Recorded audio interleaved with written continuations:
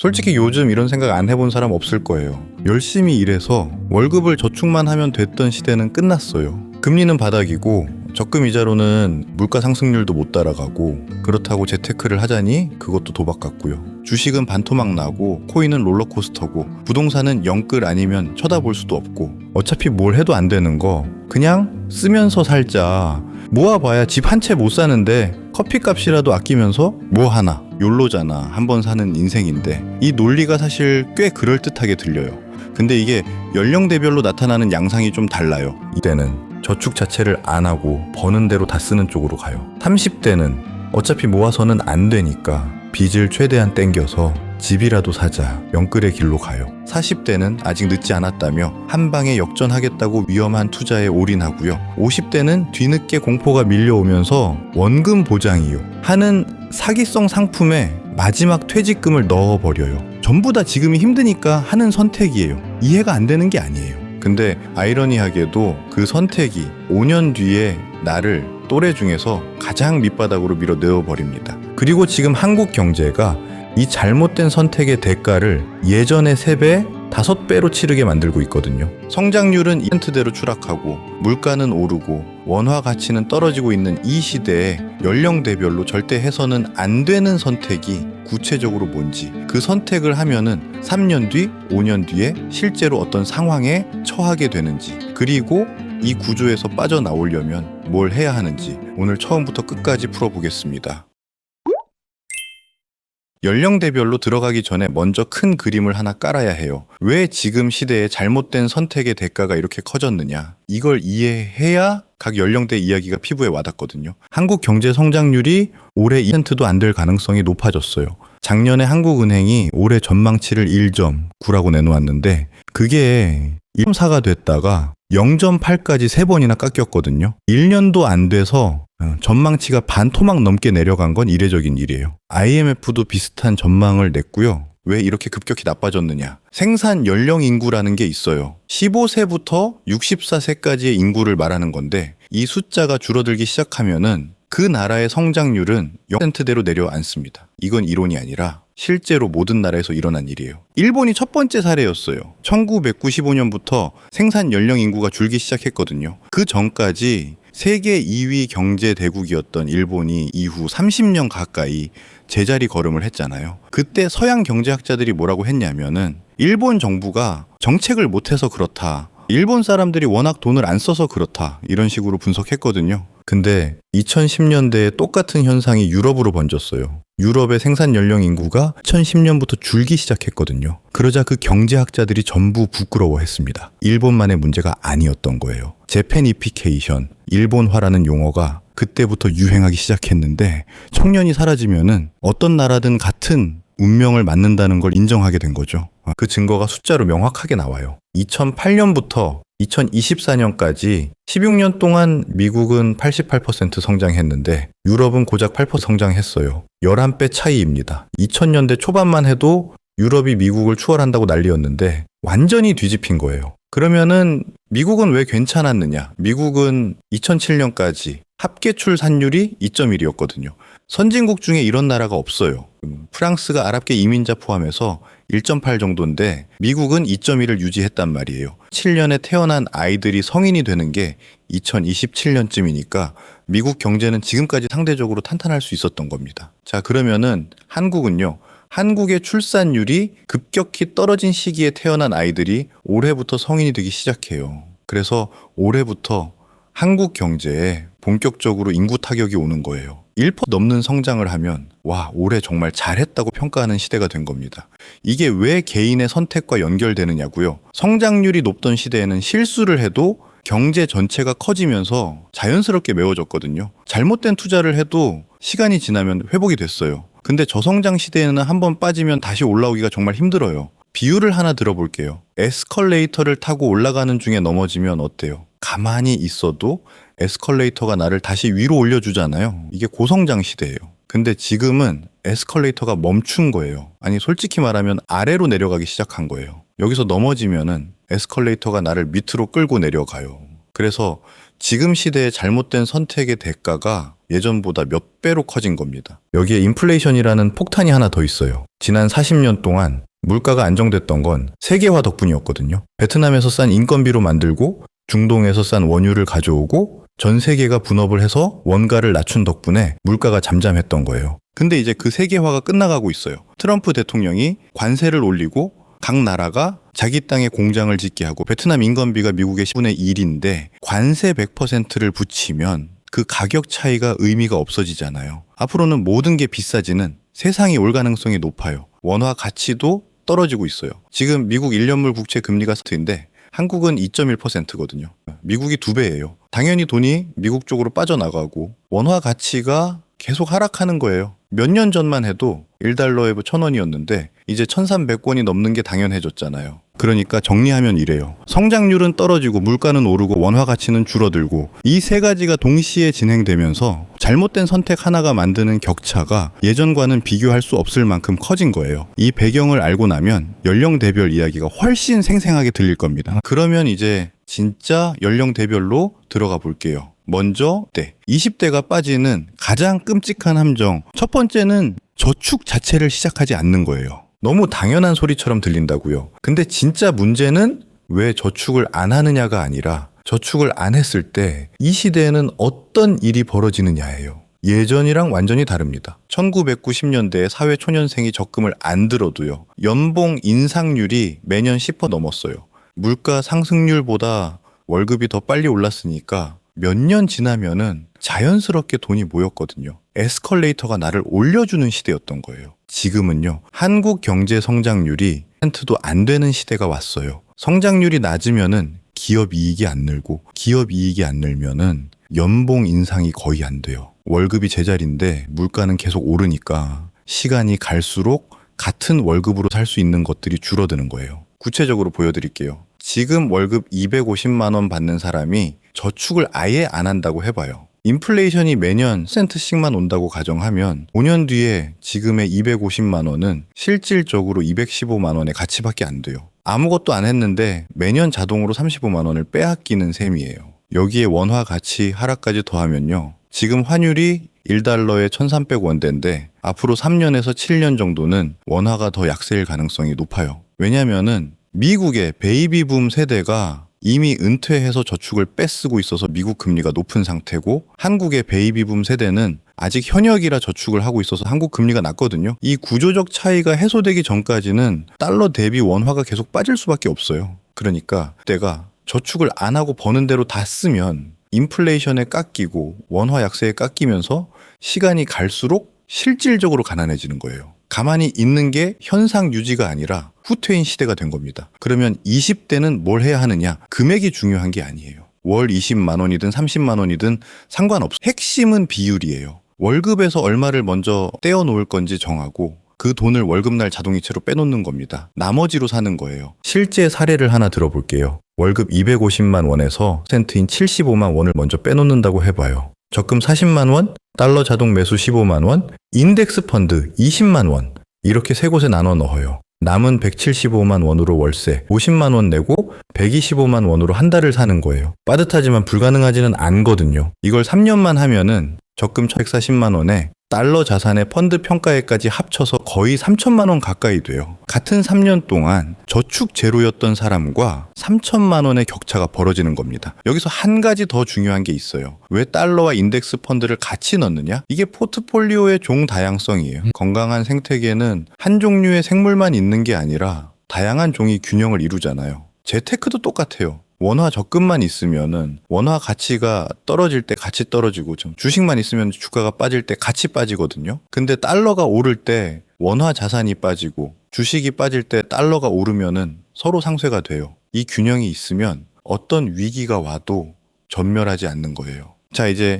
때의 두 번째 함정으로 넘어갈게요. 이게 진짜 무섭습니다. 빚내서 한 방에 역전하겠다고 코인이나 레버리지 투자에 올인하는 거예요. 심리적으로 완전히 이해가 돼요. 월급 250만 원 모아서 언제 집 사냐? 서울 아파트가 10억인데 월 15만 원 저축하면 모으는데 1년 걸려요. 계산기를 두드리면은 절망이 나오는 거예요. 그러니까 코인으로 10배 수익을 내야 된다 이런 생각이 드는 것 자체는 자연스러운 거예요. 근데 지금이 어떤 시대냐? 복합 위기가 오는 시대예요. 예전에는 경제 위기가 와도 한 가지 원인이었어요. 부동산 버블이 터지거나 환율 위기가 오거나 한 가지가 터지면은 다른 건 괜찮았으니까 V자 반등이 가능했거든요. 지금은 달라요. 저성장에 인플레이션의 원화, 약세에 지정학적 리스크까지 여러 개가 동시에 터질 수 있는 구조예요. 이런 환경에서 레버리지를 끌어다 한 자산에 몰빵하면은 한번 무너졌을 때 재기가 진짜 불가능해져요. 실제로 어떻게 되는지 시나리오를 그려볼게요. 신용대출 1,000만 원을 받아서 알트코인에 넣었어요. 연 이자율 펜트라고 치면은 매달 이자가 약 67,000원이에요. 코인이 올라가면 좋겠지만 반토막이 났다고 해봐요. 1,000만 원이 500만 원이 됐어요. 원금 손실 500만 원에다가 이자는 계속 나가고 있어요. 손절하면은 500만 원을 확정 손실로 받아들여야 하고 안 하면 이자가 계속 쌓여요. 어느 쪽을 선택하든 그 돈을 메우는데 최소 2년에서 3년이 걸려요. 그 2, 3년 동안 저축은 제로고 인플레이션은 계속 내 돈의 가치를 갉아먹고 있어요.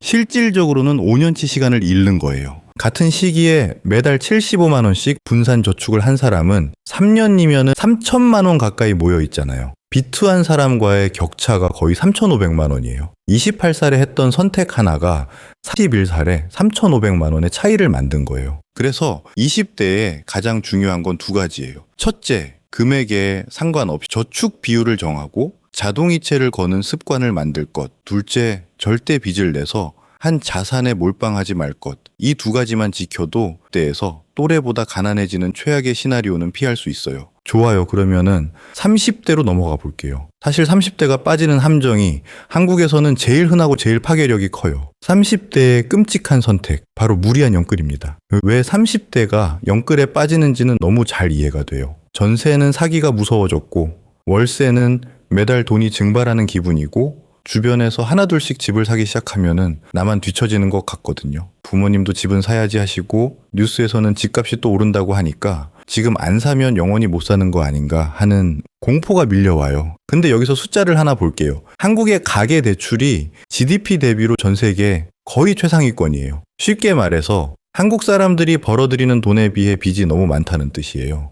한국보다 이 비율이 높았던 나라가 스웨덴인데 스웨덴은 지금 경제가 거의 파국 직전까지 갔거든요. 부동산 가격이 급락하면서 가게가 줄줄이 무너지고 있어요. 한국이 바로 스웨덴 다음 순위예요. 자, 그러면은 영끌이 구체적으로 어떻게 사람을 망가뜨리는지 시나리오를 그려볼게요. 34살 직장인 A씨가 연봉 5천만 원이에요. 서울 외곽에 5억짜리 아파트를 사려고 합니다. 자기 돈 1억에 주택담보대출 3억, 신용대출 5천, 부모님한테 5천 빌려서 겨우 5억을 맞춰요. 변동금리 퍼센트로 받았어요. 처음엔 괜찮아요. 월 원리금 상환액이 약 130만 원이에요. 세후 월급 350만 원에서 130만 원 내면 20만 원이 남으니까 생활은 가능하거든요. 근데 여기서 반전이 옵니다. 인플레이션이 강하게 오면은 중앙은행이 금리를 올려요. 법보다 주먹이 가깝다는 말처럼 인플레이션은 멀리 있는 위협이고 금리 인상은 당장 다음 달 대출 이제 직격탄이에요. 변동금리가 4%에서 5.5%로 히트포인트만 올라도 월 상환액이 30만 원에서 70만 원으로 뛰어요. 한 달에 40만 원이 갑자기 더 나가는 건데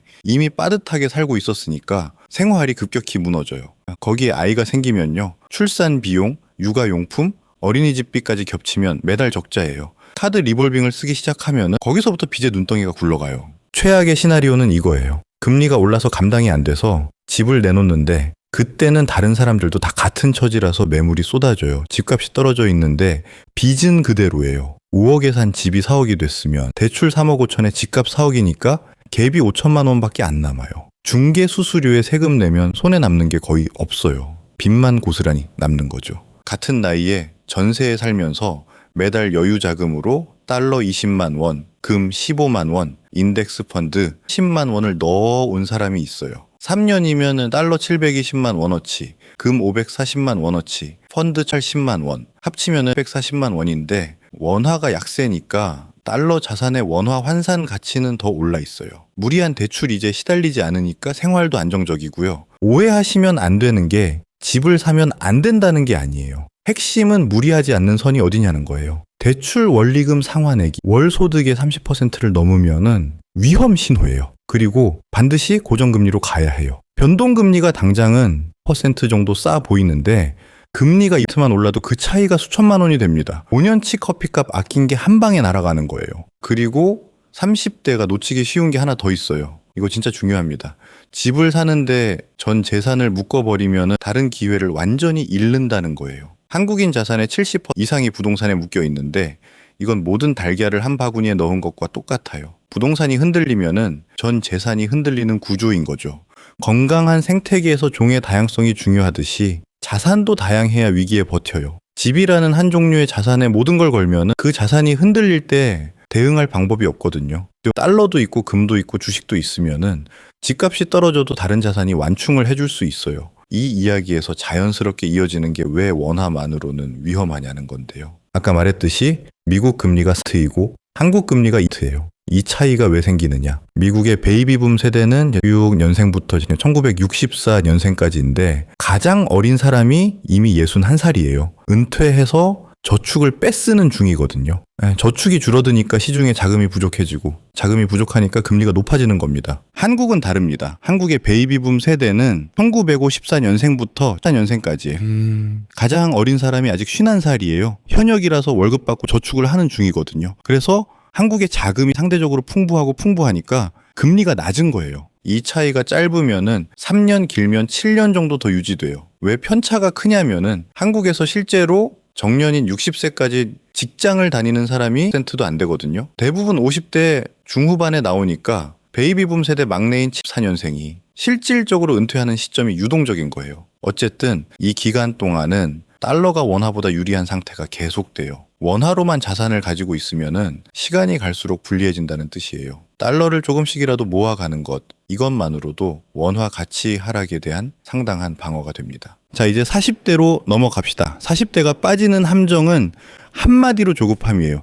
40대가 되면 현실이 갑자기 선명하게 보여요. 은퇴까지 남은 시간이 20년도 안 되는데 통장 잔고를 보면은 노후 준비라고 부를 만한 게 없거든요. 초등학생 학원비가 월 150만 원을 넘는 게 흔한 세상이고 중학생 되면 200만 원도 넘어가잖아요. 여기에 보험료, 부모님 용돈, 경조사비까지 하면 고정 지출만으로 월급의 %가 나가는 경우도 많아요. 이때 한 방에 유혹이 와요. 지인이 연 20% 수익을 보장하는 해외 선물 투자를 소개해줘요. 아니면은 부동산 경매로 3개월 만에 5천만 원 벌었다는 유튜브를 보게 돼요. 또는 사모펀드에 넣으면 안전하게 연 15% 받을 수 있다는 제안을 받기도 하고요. 여기서 원칙 하나만 기억하세요. 인류 역사를 통틀어서 고수익에는 반드시 고위험이 따라서 예외가 없었습니다. 연 20% 수익을 보장한다는 건 둘 중 하나예요. 사기이거나 아니면 원금 전부를 잃을 수 있는 초고 위험 구조이거나 40대에 목돈을 날리면 어떻게 되는지 구체적으로 볼게요. 퇴직금 포함해서 모은 돈이 5천만 원인 45살 직장인이 있어요. 지인 소개로 해외 선물 투자에 3천만 원을 넣었어요. 처음 2달은 수익이 나요. 200만 원, 150만 원. 이 성공 경험이 확증 편향을 만들어요. 보라고 되잖아. 세 번째 달에 글로벌 변수 하나가 터지면서 원금의 퍼센트가 날아가요. 3천만 원이 600만 원이 된 거예요. 2,400만 원 손실. 45살에 1,400만 원을 다시 모으려면 매달 50만 원씩 저축해도 4년이 걸려요. 근데 그 4년 동안 인플레이션이 매년 4%씩 오면은 실질 손실은 더 커져요. 4년 뒤에 2,400만 원을 다시 채워 놓아도 그 돈의 실질 가치는 2,100만 원 정도밖에 안 되거든요. 시간과 돈을 동시에 잃는 거예요. 20대는 이런 실수를 해도 30년이라는 시간이 있어요. 시간이 복리의 마법을 부려주니까 회복이 돼요. 30대도 아직 20년 정도는 남아있으니까 여력이 있고요. 근데 40대 중반에 이런 손실을 보면은 은퇴까지 남은 시간이 15년도 안 되는데 거기서 원금 회복하고 좀 노후 자금까지 마련하는 건 현실적으로 거의 불가능해요. 그래서 40대에 해야 할 건요. 아주 심심하고 지루한 건데요. 있는 걸 지키는 겁니다. 잃지 않는 게 먼저예요. 그리고 인플레이션 해지를 본격적으로 시작해야 해요. 금 이야기를 좀 구체적으로 해볼게요. 금은 우리 인류가 2700년 동안 사용해온 돈이에요. 종이돈의 역사가 고작 370년인데 종이돈이 만들어진 계기가 재밌어요. 1656년 스웨덴이라는 나라가 너무 가난해서 금화를 못 만들었거든요. 구리로 동전을 만들었는데 10달러짜리 동전 하나가 가로 60cm, 세로 30cm, 무게가 킬로그램이었어요. 10달러 어치를 사려면은 60kg을 끌고 가야 하는 거예요. 장 보러 가는 건지 역도하러 가는 건지 구분이 안 되는 상황이었죠. 그래서 은행에 이 구리를 맡기면 종이 보관증을 써줬는데 이게 서양 최초의 지폐예요. 근데 이 지폐가 만들어지자마자 은행이 뭘 했냐면 실제 보관한 구리보다 10배, 20배 많은 종이를 찍어냈어요. 없는 돈을 만들어낸 거죠. 당연히 물가가 치솟았고요. 이후 370년간 종이돈은 항상 인플레이션을 만들었어요. 근데 지난 40년간 세계화 덕분에 인플레이션이 잠잠했으니까 경제학자들이 인플레이션을 정복했다고 오만에 빠졌던 거예요. 세계화가 끝나가는 지금 그 오만의 대가를 치르게 될 가능성이 높아요. 그래서 금이 중요해지는 거예요. 종이돈의 가치가 떨어질 때 금은 반대로 올라가는 특성이 있거든요. 2700년 동안 검증된 인플레이션 해지 수단이에요. 금 투자를 어떻게 하느냐? 금은방에서 실물 금을 사면 부가세 %에 금은방 마진 5%까지 해서 15%가 비싸져요. 100만 원어치를 샀는데 실제 금 가치는 85만 원인 셈이에요. 이건 비효율적이죠. 추천을 하는 방법은 KRX 금시장이에요. 한국거래소에서 운영하는 건데 주식 사듯이 온라인으로 금을 살 수 있어요. 정부가 이 시장을 육성하려고 면세 혜택을 줬기 때문에 양도세도 없고 부가세도 없어요.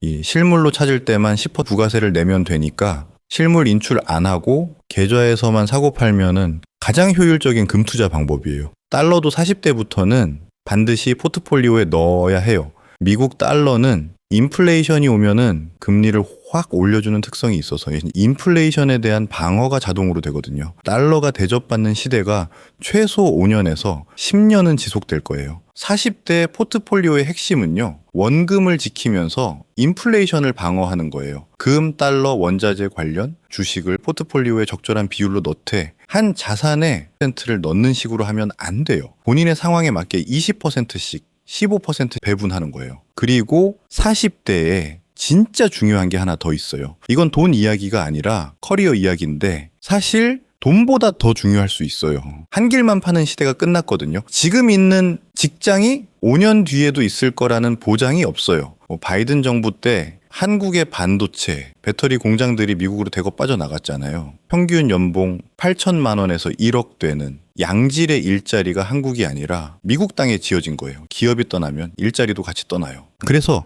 능력의 포트폴리오도 다양해야 해요. 본업 하나에만 의존하지 말고 부업이든 프리랜서 역량이든 새로운 기술이든 두세 가지 소득원을 만들어 놓는 거예요. 주변 사람들을 계속 만나고 다른 분야의 지식을 쌓고 어떤 상황이 와도 소득을 만들어낼 수 있는 역량을 때에 미리미리 준비해 놓는 게 진짜 재테크입니다. 자, 이제 마지막 50대로 갈게요. 50대가 빠지는 함정은 두 가지예요. 하나는 너무 늦었다는 체념이고 다른 하나는 체념에서 오는 뒤늦은 패닉 투자예요. 이 두 개가 세트로 와요. 은퇴가 눈앞에 보이니까 갑자기 공포가 밀려오는 거예요. 국민연금 수령까지는 아직 10년 넘게 남았는데 회사에서는 퇴직 압박이 오고 퇴직금이랑 모아둔 돈을 합쳐봐도 노후 생활비로는 턱없이 부족하다는 계산이 나와요. 이때 패닉 상태에서 하는 행동이 가장 위험해요. 원금 보장의 연 12% 수익이라는 사모펀드 3개월 만에 원금의 2배를 돌려준다는 투자 상품, 지인 소개로 들어가는 비상장 주식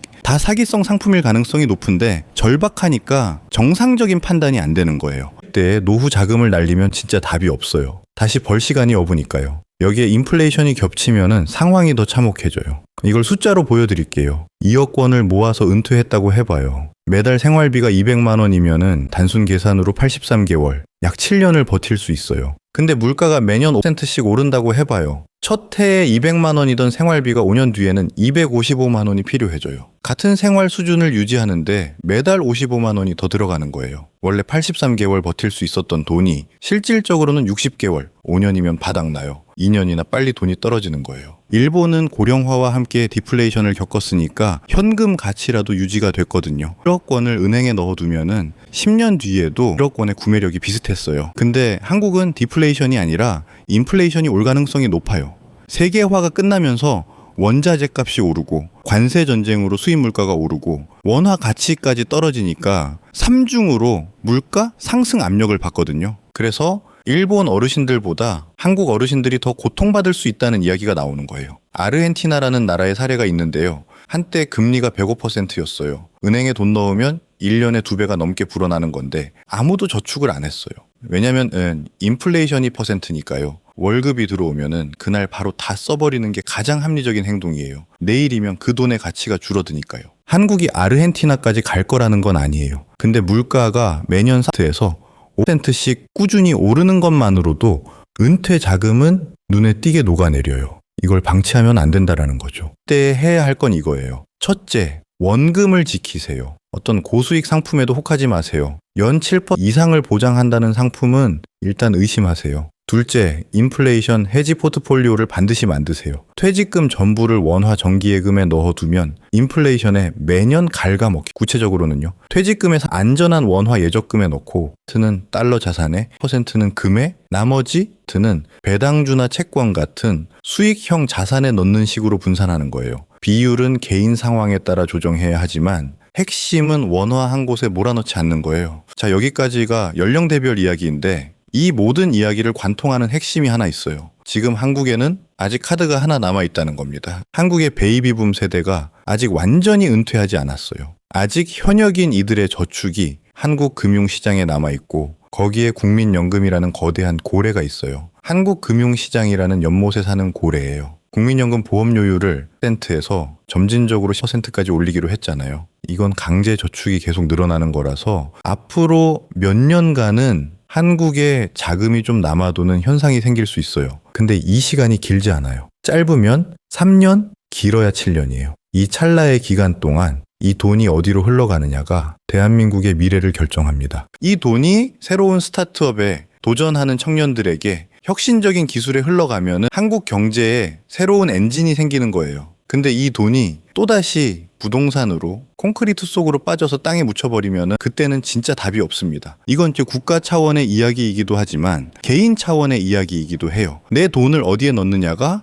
나의 미래를 결정하는 것처럼 우리 사회의 돈이 어디로 흘러가느냐가 우리 모두의 미래를 결정하는 거예요. 결국 연령대별 끔찍한 선택을 피하는 방법은 전부 한 가지로 수렴해요. 종의 다양성이에요. 자산의 다양성. 원화 예금만 가지고 있으면 약세일 때 가치 떨어지고 부동산만 가지고 있으면 부동산이 흔들릴 때 전 재산이 흔들려요. 달러도 있고 금도 있고 주식도 있으면 하나가 떨어져도 다른 게 받쳐줘요. 소득원의 다양성. 직장 하나에만 의존하면 그 직장을 잃는 순간 소득이 제로가 돼요. 부업이든 투자 수익이든 프리랜서 역량이든 두세 가지 소득 파이프를 만들어 놓으면 하나가 막혀도 다른 데서 물이 나와요. 능력의 다양성. 한 분야만 파면은 그 분야가 사양산업이 될 때 갈 곳이 없어요. 사람들을 꾸준히 만나고 새로운 분야를 배우고 변화에 적응하는 역량을 기르면은 어떤 시대가 와도 살아남을 수 있어요. 한 곳에 모든 걸 몰아넣는 순간 한 종류의 생물만 있는 생태계처럼 작은 환경 변화에도 무너져요.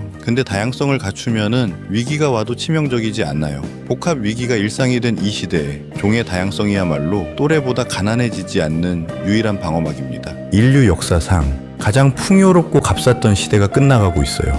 에스컬레이터가 멈춘 거예요. 이제는 내가 직접 걸어 올라가야 하는 시대가 왔는데 어느 방향으로 걸을 건지는 오늘 당신이 하는 선택에 달려 있습니다.